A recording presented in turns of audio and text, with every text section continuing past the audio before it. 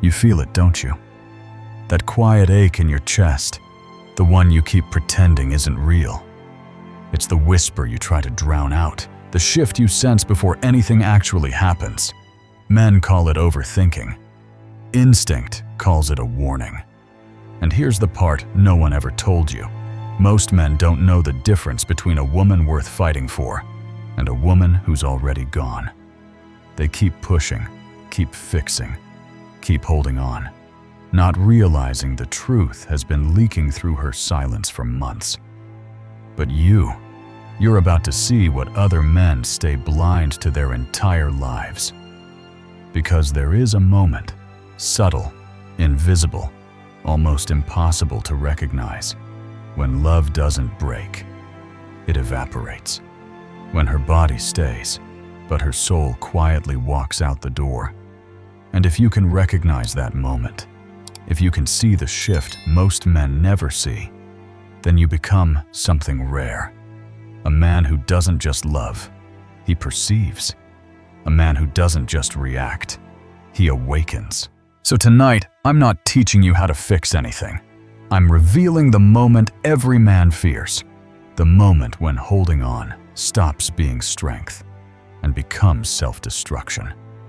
And once you understand that moment, once you learn to see what's been hiding in plain sight, you'll never beg for love again, because you'll finally know when it's already gone. When her presence begins to fade, it never announces itself. It slips in quietly, like a temperature drop you only notice when you start to shiver. One day, she greeted you with warmth that felt instinctive. Her eyes softened when you walked into the room. Her laugh carried a spark meant only for you. Her body leaned toward yours without hesitation. But now, something's changed. She still sits beside you, but she faces slightly away. She still talks to you, but her sentences feel shorter, lighter, emptied of the emotion they once carried. She still smiles, but the smile ends at her lips instead of reaching her eyes. This is how distance begins, not with a fight, but with a fading. Men miss this shift because nothing dramatic happens. No slammed doors, no late-night arguments, no obvious betrayal. Just subtle rearrangements of energy. Her voice losing warmth, her touch losing intention, her presence losing weight. The past feels like sunlight. The present feels like a room slowly dimming. And while your logic tries to calm you, she's just tired. She's just busy. I'm overthinking. Your body knows better. Your gut isn't paranoid. It's reporting the truth your mind refuses to accept. Instinct always notices emotional distance before behavior catches up. It feels the retreat. It senses the withdrawal. It hears the silence under her words, long before she speaks it out loud. Because emotional distance always comes first. Physical distance only arrives to confirm what the heart already knew. And here's the painful part. Men respond to that shift the wrong way. Instead of watching, they chase. Instead of observing, they cling. Instead of grounding themselves, they start fighting for something she already stopped protecting.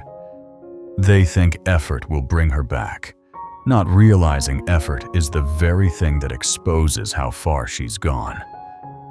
This is the first shift, the quiet unraveling before the collapse. And if you miss it, you'll spend months trying to revive something she already let die in her heart. This is the moment men start chasing, and the moment they should start watching. Then the rhythm breaks. Not in a dramatic explosion, not in a screaming match. You notice it in the tiny fractures that appear in conversations that used to feel effortless. You ask a simple question, and suddenly her tone sharpens like you've accused her of something. You give an opinion, and she reacts as if you're challenging her freedom. Even harmless comments transform into battlegrounds. It's not the words she's fighting, it's what you represent. Her defensiveness becomes automatic, disproportionate, almost rehearsed. Every interaction feels like you're stepping into a room wired with trip mines, unsure which sentence will set her off. But this isn't random. This is the psychological shield mechanism taking form. She's not arguing with you. She's defending the life she's already imagining without you in it. To move toward that future, she must create distance. To create distance, she must create conflict. Every sharp reply, every irritated sigh, every cold shoulder is her subconscious working to sever the emotional tether between you. And here's the cruel twist. While she builds her shield, you begin to doubt yourself. You start asking if you're being too sensitive, too controlling, too emotional. You replay conversations, convincing yourself you misunderstood.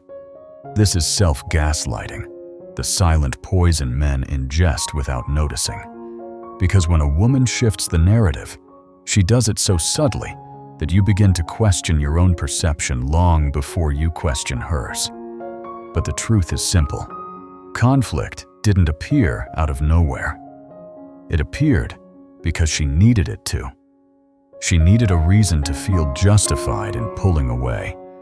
And if she couldn't find one, she would create one out of thin air. And once that cycle starts, dread sets in. Because you can feel the story rewriting itself around you. The warmth she once saw in you becomes irritation. Your loyalty becomes clinginess. Your concern becomes criticism. Your presence becomes pressure. And there's a point every man must recognize. Once she makes you the villain in her story, the ending is all ready written. Then comes the shift no man wants to acknowledge. The transformation of her phone from an object into a fortress. It starts subtly, almost innocently. She used to leave it face up on the table, forgotten, unlocked, accessible without a second thought. Now, it sits flipped over, screen hidden like a secret she's protecting. She keeps it closer, guarded, hyper-private. A message comes in, and she tilts the screen away. A notification lights up, and her hand moves faster than her breath. She carries it from room to room, even places she never used to. And you feel it, the tightening, the distance, the quiet alarm inside your chest. This is no longer transparency. This is containment. And here's the philosophical truth men avoid until it's too late. People don't hide what they're proud of. They hide what would expose the truth. Her secrecy isn't about privacy. It's about preservation. The preservation of a new emotional world she doesn't want you stepping into. But instead of trusting your instincts, you fall into the trap every man falls into. You start becoming the detective. You analyze timestamps. You watch her reaction to notifications. You listen for changes in her tone when she says someone's name. You consider checking her phone while she showers or sleeps, convincing yourself you just need proof to calm your mind. But here's the tragedy. Every step you take toward uncovering the truth is a step away from your own dignity. Because the moment you start digging, the moment you start searching for evidence, you're no longer acting like a man. You're reacting like someone begging reality to justify a pain he already feels. You don't need to invade her privacy. You don't need to open her messages. You don't need to play detective in your own relationship. You don't need to check her phone. Her behavior already told you everything. And deep down, you know that. You've known it from the first flipped screen, the first guarded gesture, the first time she pulled the phone closer the second you walked near. The truth isn't in her device. It's in her distance. And distance never lies. Then comes the stage most men never notice until it's too late. The shift from affection to performance. At first, her love was a living thing. It moved naturally. She touched you without thinking, leaned into you without effort, kissed you with a softness that carried intention, not obligation. Her warmth flowed effortlessly, like a current you could feel before she even spoke. But now, something in her expression has changed. The smile is still there, but the soul behind it isn't. Her affection arrives in perfect timing, right after a tense moment, right after you question something, right when she senses you're starting to feel the distance. It's not connection, it's pacification, a strategic reassurance meant to calm the storm, not because she wants you, but because she wants the discomfort to disappear. You feel the difference instantly. Her hug lands lighter, her touch feels rehearsed. Her voice softens on command instead of instinct. It's like watching someone act out the memories of who they used to be. This is the manipulation cycle no one warns men about. Affection is maintenance. She gives you just enough to stop you from asking questions, just enough to keep the peace, just enough to make you doubt your own perception. It's emotional anesthesia, numbing you so you don't realize the wound is getting deeper. And here's the philosophical punch you must swallow whole. When a woman loves you, warmth flows. When she's done, warmth is manufactured. Manufactured warmth is predictable. It appears exactly when you start to pull away or when the tension becomes too obvious to ignore. It's a tool, not a feeling, a tactic, not a truth. And men fall for it because they're desperate to believe the version of her they once knew is still alive. But you can't revive what someone stopped feeding. Performed affection is the final echo of a love that no longer lives, an imitation meant to soothe you, not to save you. And the moment you recognize it, you begin to understand she isn't staying connected. She's simply managing your hope. Then comes the collapse. You never feel happening until you're standing in the ruins, the moment the future stops being a shared creation and becomes a space she no longer places you in. It starts small. You mention a trip you once dreamed of taking together, and she answers with a vague, distant, "We'll see." You talk about plans for next month, and she redirects the conversation. You bring up something meaningful, moving in, saving together, building a life, and she suddenly becomes busy, distracted, unreachable, behind a curtain of excuses. These aren't coincidences. These are the early tremors of psychological detachment. A woman doesn't stop imagining the future because she's indecisive.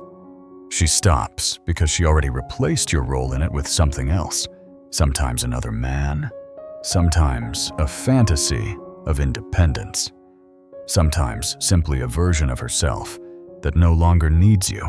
When she no longer includes you in her future, it's because she already placed someone else in it, even if that someone is just her alone.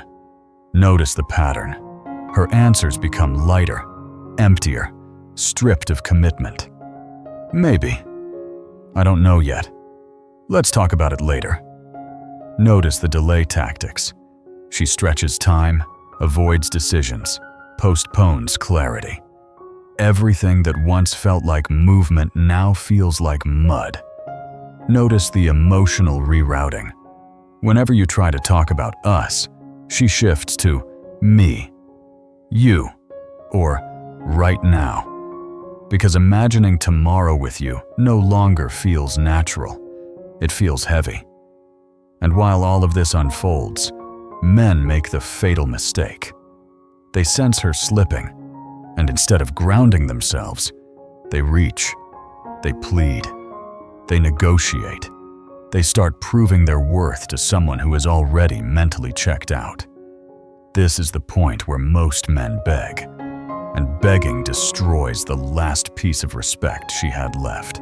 Because a woman who is detaching doesn't want more of you. She wants distance from the version of you who still believes the future is mutual. And once that illusion breaks, No amount of promises or apologies can pull her back into a story she already stopped writing. Then comes the most brutal phase of all, the emotional reversal, where she quietly flips the script and makes you the obstacle she must escape. This is the stage where nothing you do is interpreted the way it once was. Your kindness, which she used to melt into, suddenly becomes smothering. Your loyalty, once her anchor, now looks like dependency. Your effort, your attempts to reconnect, rebuild, or understand, becomes an inconvenience she resents. And this shift isn't accidental. It's psychological self-preservation. To justify her exit, she must turn your kindness into control, your loyalty into weakness, your effort into burden. She cannot but walk away cleanly while acknowledging your value, because value creates guilt, and guilt creates hesitation. So she rewrites the entire story, slowly, subtly, strategically. She begins to reinterpret your past through a darker lens. Moments you believed were beautiful become problems she ignored. Fights you resolved together become red flags she should have seen. Times you supported her become examples of how she lost herself with you. This is not truth. It's narrative engineering, a mental reconstruction designed to free her from responsibility for the breakup she's already decided on. And the more she builds this new version of the story, the more you feel yourself shrinking inside it. Because suddenly, you're defending things you've never had to defend, apologizing for things you never did, justifying intentions she used to understand without words. The emotional reversal is complete when she stops seeing you as someone she loved and starts seeing you as someone she must get away from to breathe again. And here's the masculine truth bomb most men never recover from. Once she needs you to be the villain, you will never again be the hero. Because the villain gives her permission to leave. The hero would force her to confront what she's walking away from. And when freedom, not truth, not love, becomes her priority, she will reshape you into whatever makes that freedom easiest to claim. There is a moment every man must face, quiet, heavy, and unmistakable, when the relationship stops being a partnership and becomes a slow erosion of his identity. And this moment is not poetic, not symbolic.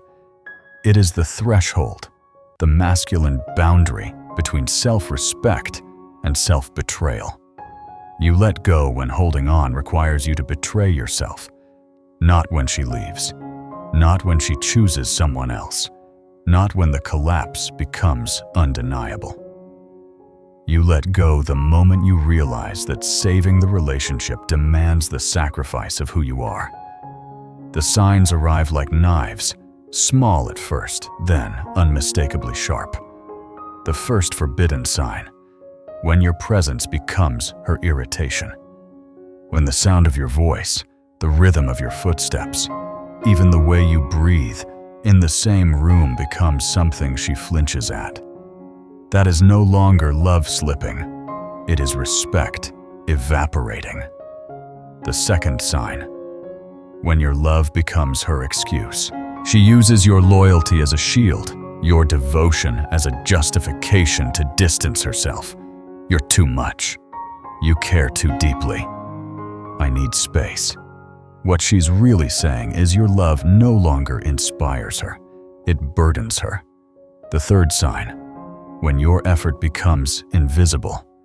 You give more, she feels less. You try harder, she grows colder.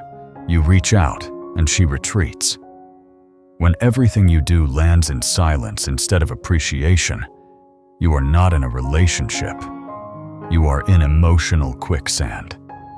And the final sign, the one most men ignore until they're destroyed. When she stops being curious about you, when she no longer asks how you feel, what you think, what you dream about. Because curiosity is the lifeblood of connection. The absence of it is the death of intimacy. Here is the dangerous truth you must swallow whole. You don't lose her when she leaves. You lose her the moment you stop being a man she can feel. The moment you trade your edge for comfort, your standards for tolerance, your instincts for denial. Letting go is not weakness. It is the final act of a man who remembers who the hell he is. And this is where the story turns, not into heartbreak, but into rebirth. Because there comes a moment when a man finally understands that walking away is not the end of his power. It is the return of it. The darkness you've walked through, the confusion, the unraveling, the emotional reversal. It wasn't meant to break you. It was meant to strip you of the illusions you clung to, so you could see yourself clearly again. This is the shift from despair to sovereignty, from reaction to intention, from losing her to finding yourself. Letting go isn't abandonment, it's alignment.